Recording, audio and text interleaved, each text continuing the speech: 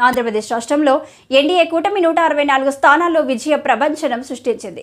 కాగా వైఎస్ఆర్ కాంగ్రెస్ పార్టీ మాత్రం కేవలం 11 అసెంబ్లీ స్థానాల్లో మాత్రమే గెలిచింది. కనీసం ప్రతిపక్ష హోదా కూడా దక్కలేదు. ప్రతిపక్ష హోదా దక్కాలంటే 18 అసెంబ్లీ స్థానాలు రావాల్సి ఉంది. 2019 ఎన్నికల్లో 151 స్థానాల్లో విజయ దుదుంబి మోగించిన వైఎస్ఆర్ కాంగ్రెస్ పార్టీ 2024 ఎన్నికల్లో కేవలం 11 స్థానాలకే పరిమితమయ్యింది. కేవలం పులివెందుల, బద్వేలు, పుంగనూరు, మంత్రాలయం, ఆలూరు, ఎర్రగొండపాలెం, అరకు, పాడేరు, రాజంపేట, తంబళ్లపల్లె, దర్శి నియోజకవర్గాల్లో మాత్రమే గెలుపొందింది. దీన్ని బట్టి చూస్తే రాష్ట్రంలో వైఎస్ఆర్ కాంగ్రెస్ పార్టీ కూలిపోయింది. తెలుగుదేశం పార్టీ 134 స్థానాల్లో, జనసేన 21 స్థానాల్లో, భారతీయ జనతా పార్టీ 8 అసెంబ్లీ స్థానాల్లో ఘన విజయం సాధించింది. అదేవిధంగా లోక్సభ స్థానాల్లో తెలుగుదేశం పార్టీ 16 స్థానాల్లో, జనసేన 2 స్థానాల్లో, భారతీయ జనతా పార్టీ 3 స్థానాల్లో గెలుపొందింది. కానీ 2019 ఎన్నికల్లో 21 స్థానాల్లో గెలుపొందిన వైఎస్ఆర్ కాంగ్రెస్ పార్టీ ఈసారి కేవలం 4 లోక్సభ స్థానాలకు మాత్రమే పరిమితమైంది. మొత్తం మీద వైఎస్ఆర్ కాంగ్రెస్ పార్టీకి 2024 ఎన్నికల్లో ఘోర పరాజయం పాలైంది. జగన్మోహన్ రెడ్డి కంట్రోల్ ఎవర్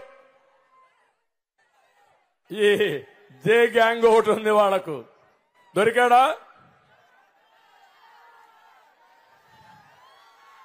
దొరికాడా లేదా? దొరికినట్లేడు. ముందు రాళ్ళేశారమ్మా.